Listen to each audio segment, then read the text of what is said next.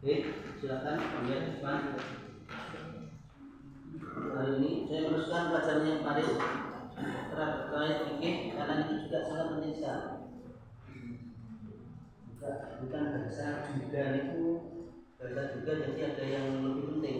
Memang ada yang lebih penting, tapi nilai yang paling penting di bab fikih, bab sholat.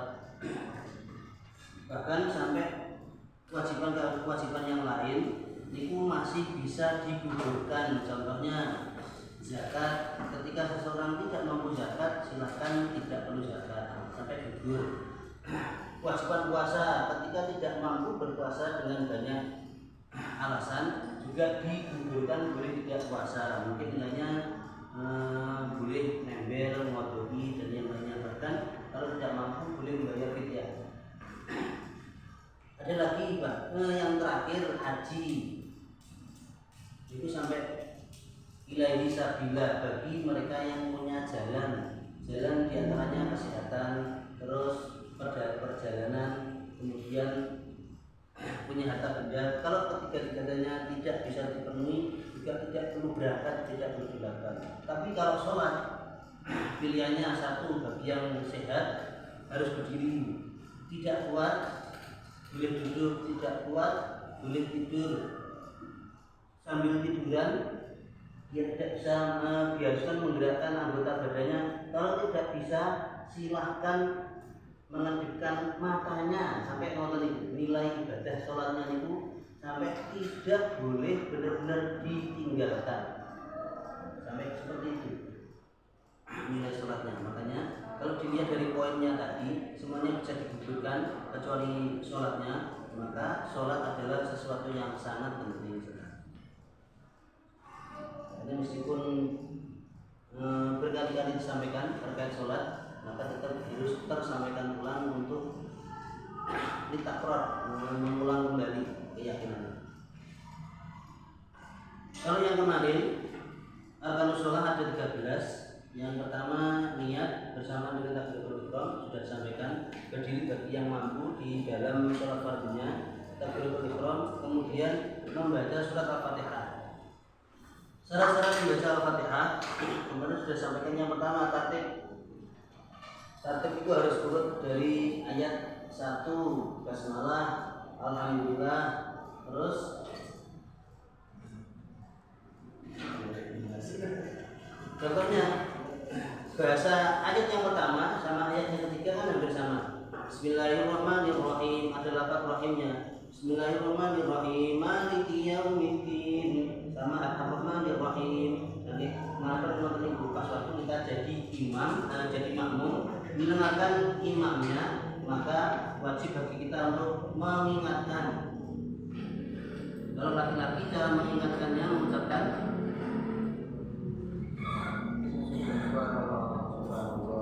kalau yang perempuan jarang sekali ya praktek menepukkan tangannya subhanallah. Dan ada loh nilai mengingatkan ternyata itu di tempat yang keliru. Jadi contohnya ketika seorang imam itu lupa tidak tahiyat awal, terus kita merasa bahwa itu harus diingatkan. Tapi ada yang tidak tepat ketika seorang imam sudah berdiri sempurna, terus si makmumnya mengingatkan. Kalau sampai imamnya itu kembali duduk, padahal dia sudah berdiri dengan rukun berdirinya, maka sholatnya dipastikan tidak sah. Betul, sampai seperti itu. Maka seorang yang menjadi imam itu harus benar-benar kemampuan menjadi imamnya benar-benar teruji.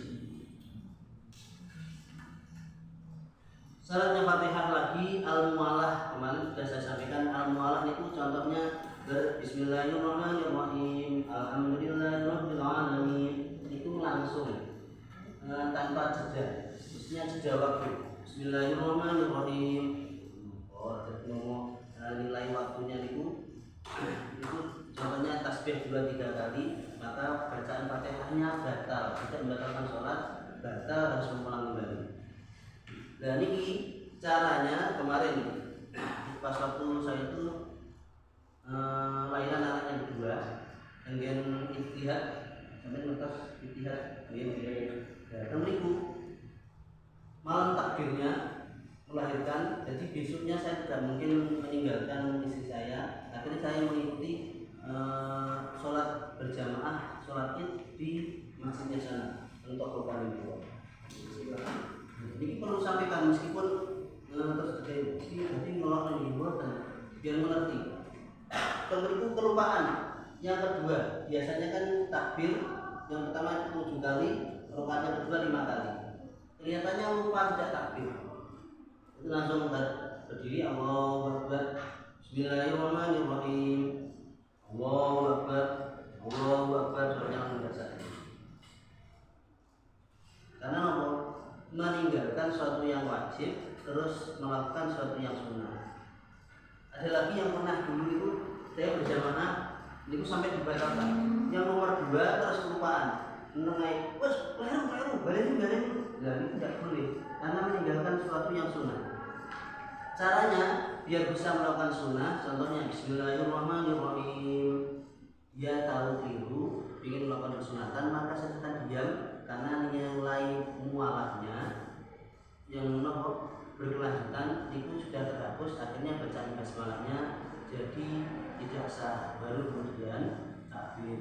Nah, seperti itu. Kalau dilangsungkan itu menjadi tidak sah. Itu dengan alasan itu saja nih bisa jadi titik, tapi langsung bacakan takbir kemana. Kemudian muraatul tasdid, ya, yang kemarin mendadak di kesusu cepat-cepat saya sampaikan, ini biar pelan-pelan diperhatikan. Contohnya yang paling bahaya adalah lafaz iyyaka, karena aku sama karena aku itu nilainya artinya berbeda. Pada lafaz iyyaka niki bentuknya dhamir munfasil, dhamir yang bisa berpisah dengan kalimat yang lainnya. I'rabnya i'rab nasab kalau dibahas terkait nahwunya. Niki menunjukkan makna kamu. Kalau tasdidnya dihilangkan, niki kata arti lain dari asyamsu, matahari. Jadi kalau tidak ada tasdidnya, kalau seandainya ada tasdid, pada mula aku menyembah dan pada mula aku meminta pertolongan. Kalau dihilangkan tasdidnya, iyaka pada mataharilah aku menyembah dan pada mataharilah. Nah, ini juga harus benar-benar diperhatikan yang membuat nanti sholatnya tidak sah. Kalau fatihahnya tidak sah, otomatis sholatnya tidak sah. Kalau tidak diganti. Kemudian yang nomor 4, adamul lahnil mukil bil makna. Membacanya itu tidak boleh lahannya itu yang membuat kalimatnya itu berubah artinya. Walassolin bukan dorin, sebenarnya ghairil maghdubi ganti ghairil maghdubi. Kalau yang ghairil maghdubi artinya kan selain yang digodobi. Lelek sing khairil, jadi baik-baiknya yang digodobi. Malah sing luwih apik ya sing malah sing digodobi kan enggak tepat artinya. Sama seperti walasolin, walasolin. Meskipun ada kisah biasanya para santri itu ojo gampang nyalahne gurune. Pas waktu itu diceritakan, dia nonton seorang santri itu suan pada salah satu kiai, terus ikut berjamaah, pingin suan tapi ikut berjamaah dulu. Pas waktu berjamaah itu terakhir didengarkan betul waladolin modern, tapi para santri-santrinya pun terdiam. Dia santri yang jauh pengen suan itu di sholat kalau di Indonesia sampai 2 kali karena kan contohnya sholat Nabi. Kemudian karena setelah selesai, jadi mau ceritanya cepet-cepetan. Karena pun mantun, para santri pun podo bubar, iya ini kasih tawajudan mereka wiritan si santri sing pingin suan itu mau mendadak perutnya sakit. Akhirnya tamat kalau santri kan jadinya ini waktu itu Pak.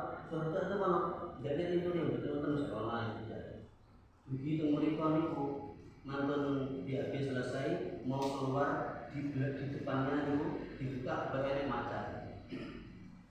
Suwi banget santri ini sing ditanglet ini kok aku ngerti banget santri itu kan mulai misalnya apa-apa santri itu nopo-nopo lah pas waktu didatangi ternyata memang berbeda ada macam. Akhirnya tanglet di suwani kiai Pak Kiai kemudian santri pengen suwan itu mau enten nopo enten macamnya itu kalau kiai gampang laraku. Akhirnya dipuruki diparani macamnya ngambil baru itu medal terus tanglet. Jadi kok sakit kalau ngusir mata itu pengendaraan itu gampang berat kok ini. Kan maksudnya intinya jangan terlalu sudah dulu. Kadang memang ada lidah itu yang benar-benar lahan, tapi ada yang kalimatnya perlu dibetulkan karena belum betul mengucapkan. Ini ceritanya terlalu cepat, jadi poinnya itu bukan masalah guyon atau bukan, tapi nilai keseluruhannya itu. Yang nomor 5, ayus minan nasau kiratahu, harus mendengarkan kalimat bacaan Fatihahnya pada dirinya sendiri. Ada mungkin sampai menemukan ada seorang yang sholat terus dia pernah dilihat dari lisannya pas ini betul jamaah, ini betul sholat, mari sholat terus jalan berarti terus dengan itu apa yang tidak jelas. Maksudnya tadi nama pandangan kita kan tidak mau betul. Satu tak mau ya, pernah ngomong betul.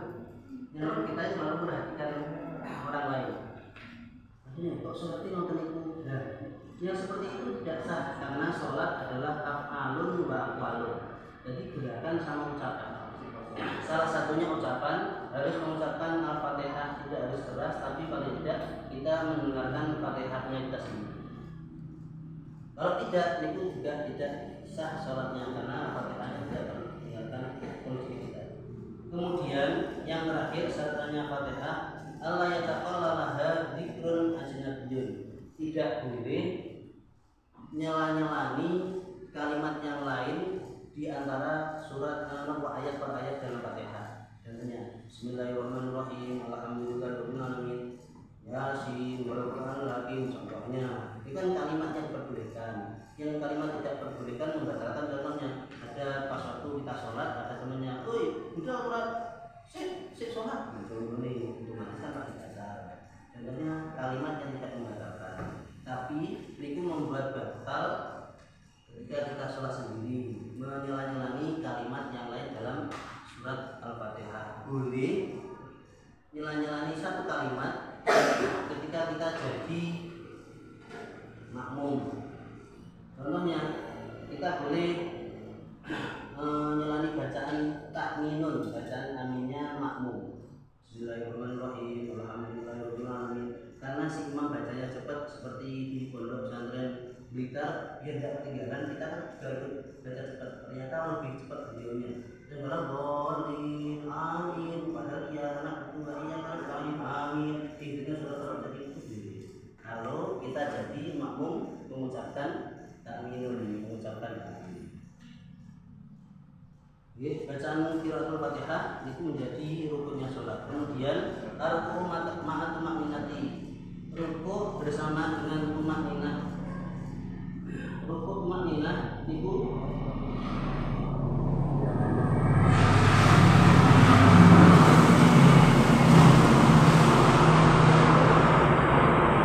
gerakan ruku yang sempurna, kemudian diam sejenak, bukan kalimatnya mengucapkan, sama mengucapkan subhana rabbiyal azim wa bihamdi, itu sunnah. Kita tidak mengucapkan, sama juga tidak apa-apa. Tapi gerakan ruku sempurnanya dan diam sejenak, tumakninah, itu menjadi rukunnya sholat. Kalau tidak tumakninah namanya dobat, itu tidak sah.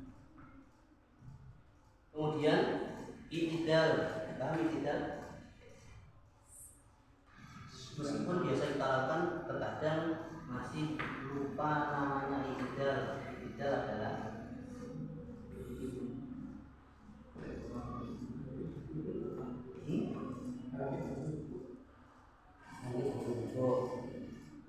sederhana toh, tapi terkadang juga perlu ditanyakan karena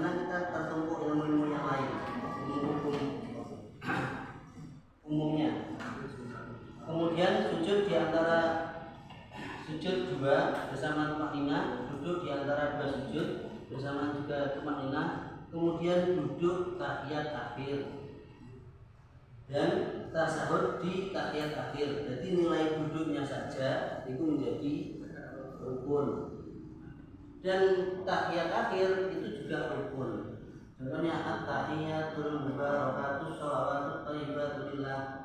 Duduknya kita pasti karena kita menjelang salam, tapi mengucapkannya belum tentu. Kadang kita ikut duduk tapi pikirannya di sana. Ngerti imam salam tapi sudah salam. Karena kemudian contohnya mungkin teman-teman pas waktu jamaah sholat subuh ngerti imamnya pun salam memberikan nanti itu otomatis batal karena kita itu.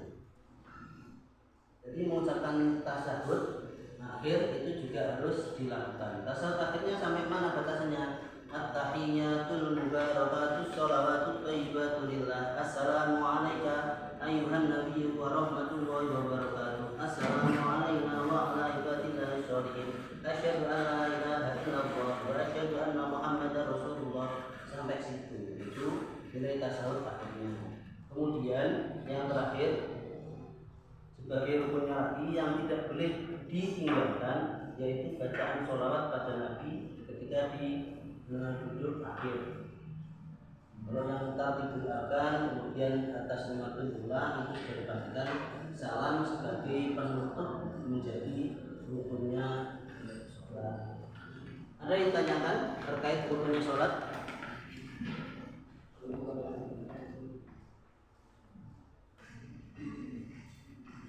Nopo terlalu cepat, nopo terlalu membingungkan? Betul nggih?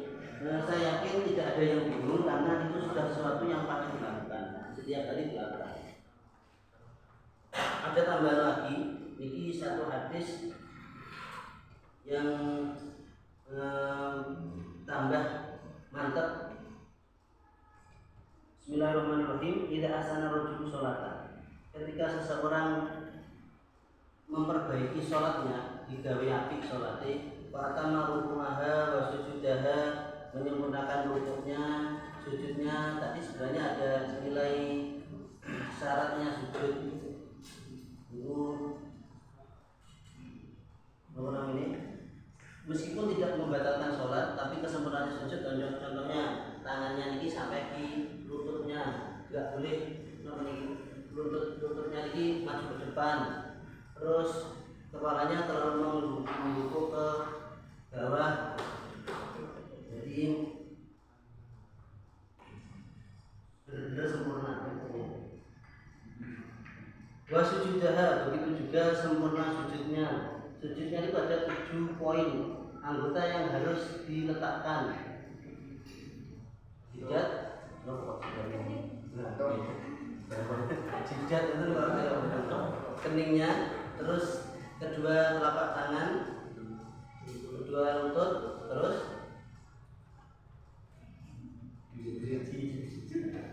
jari kakinya. Ada yang tidak diperbolehkan, membuat sholatnya tidak sah ketika kita sujud pada sesuatu yang gerakannya, tempat sujudnya itu tergantung pada gerakan kita. Contohnya ini enten selindang lewer terus kepikir, itu juga diperhatikan. Bahkan keterangan yang lain contohnya di lambingnya ini panjang, karena dia juga lewer monitor itu ditanam titik setelah itu. Nah ini kan pakai itu gandeng ini kan malah masih berhubungan dengan kita, maka termasuk pakaian kita jadi najis dan sholatnya tidak sah. Itu di keterangan kitab yang maksudot, keterangan kitab-kitab yang lebih di jembani keterangan ini. Kalau sudah disempurnakan sholatnya, rukuknya, sholat as-sholatu, kemudian sholat itu berkata, hafidhukallahu kama hafidhani, semoga Allah benar-benar menjagamu seperti kamu menjagaku. Sholat faturfa'u, kemudian sholatnya yang kita lakukan diangkat dan diterima oleh Allah. Tapi wa idza asa sholata, ketika sholat itu dibuat main-main, cepet-cepetan atau digawe asaan itu ngelekake sholat. Jadi sholatnya tidak disempurnakan. Itu sholat menurut konser ini sholat itu sholat ketinggalan, akhirnya penting sholat. Contohnya sholatnya niku wau rukuk sujudnya teman-temannya tidak dilakukan, maka nilainya tidak sempurna. Kalau nanti ruku'aha wa sujudaha, tidak disempurnakan rukuk dan sujudnya, qolat as-sholatu, kemudian sholat berkata, doya atau Allah kama doya tadi, semoga Allah menyiajakanmu tak seperti kamu menyiajakanku sholat. Wa tulaku kama yulaku tauku al-qolaku, kemudian sholat itu dilempit kaya dene lempite kelambi rebet menika dilempit barono kaya lho biya waju. Kalau biya waju niku disakni wajahe sing sholat. Ini sampai nilai sholatnya niku tidak sempurna sampai tidak diterima. Makanya terkait sholat kita harus benar-benar memperhatikan terkait rukun-rukunnya dan syarat-syaratnya yang sehingga sholat kita itu menjadi sah. Jadi kualitas pada Al-Fatihah kadang kan bidu itu berarti lebih baik berhenti dulu beberapa detik terus diulang kembali. Biduhnya niku mboten hafal? Hafal, tapi kan kadang si imam membaca surat selanjutnya kan kadang kondi ngoten to Pak. Oh ngoten. Ya niku perlu diperhatikan. Maka konsentrasi ketika membaca Fatihah niku juga harus benar-benar diperhatikan. Boleh diulangi bacaan Fatihahnya, memang harus seperti itu. Nah, niku makmumnya makmum muafik toh. Maksudnya bersamaan dengan takbirnya imam, ngoten niku. Nggih, niku memang harus diperhatikan. Kalau di madhabnya Imam Syafi'i, kita makmum juga harus membaca Al-Fatihah. Meskipun di madhab yang lain niku Fatihah tidak diperlukan karena sudah ditanggung sama imam. Tapi kan sudah harus napa niku satu komponen. Kalau madhabnya Imam Hanafi, contohnya wudunya Imam Hanafi, sholatnya sekalian yang membatalkan. Niku tidak napa ta nggih istilahnya kula kok supe ta rayi kula niku. Maksudnya harus satu komponen, tidak campur-campur. Mau wudune wudhu Imam Syafi'i, sholatnya Imam Hanafi. Aku enggak pengen sholat Fatihah jadi langsung. Contohnya seperti itu, tidak boleh dicampur-campur. Ya, ada yang tanyakan lagi?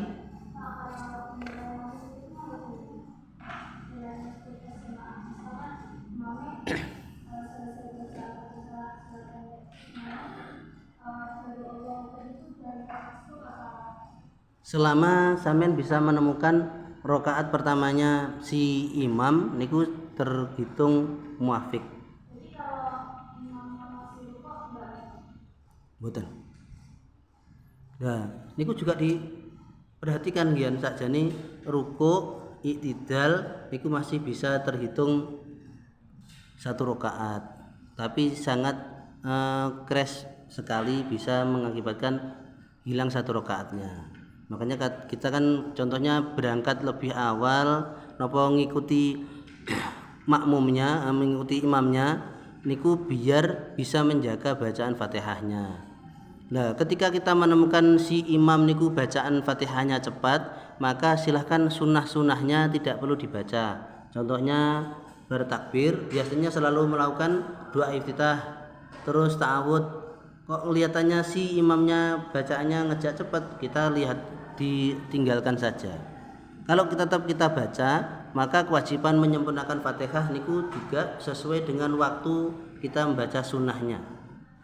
Contohnya doa iftitah, terus bismillahirrahmanirrahim, alhamdulillahirabbil alamin, Allahu akbar, sami Allah. Jadi kita harus menyempurnakan bacaan Fatihahnya karena waktunya niku digunakan oleh sunnahnya tadi. Wonten malih yang ditanyakan? Namanya Mas Alvin ini mana? Betul nonton nggih?